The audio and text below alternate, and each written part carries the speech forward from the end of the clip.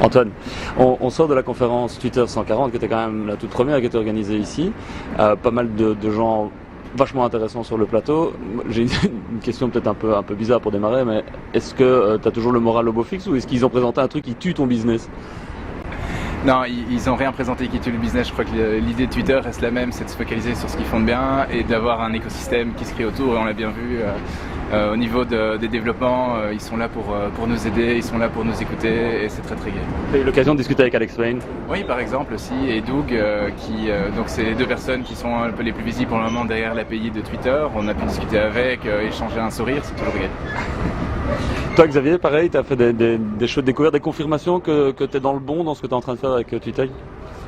Oui, tout à fait. Je pense qu'ils ont aussi montré qu'il y avait différents styles d'applications, dont notamment essayer de retirer de l'information intéressante pour l'afficher sur des sites médias, par exemple. Donc voilà, j'ai pas le moral dans les chaussettes, pas du tout, au contraire. Je pense que c'est intéressant et je pense aussi que l'aspect localisation, l'aspect de le faire sur un marché européen qui est différent. Très différent, voilà, c'est très intéressant. Donc,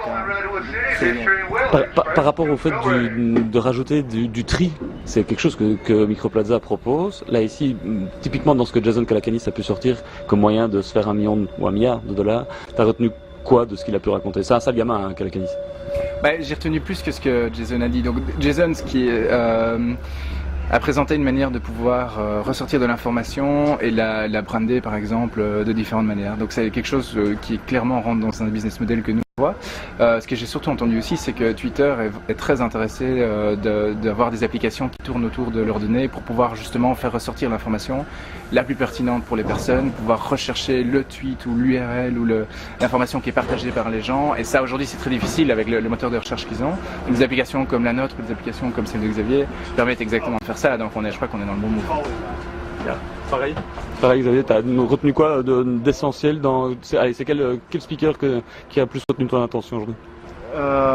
Ils étaient tous un peu très intéressants. Oui, Jason, c'est intéressant, donc toutes les possibilités pour monétiser Twitter. Je pense que ce qui est intéressant aussi de voir, c'est que Twitter n'est vraiment pas pressé de monétiser son service. Ils ont vraiment peur de faire des mouvements qui pourraient entraîner Comme faire des shows de télé par exemple. Comme faire des shows télé par exemple. Après, je pense que ce qui est très aussi intéressant, c'est de se dire que Jason, c'est qu'il pense que Twitter pourrait être un réseau social qui risque de monétiser beaucoup plus que Facebook.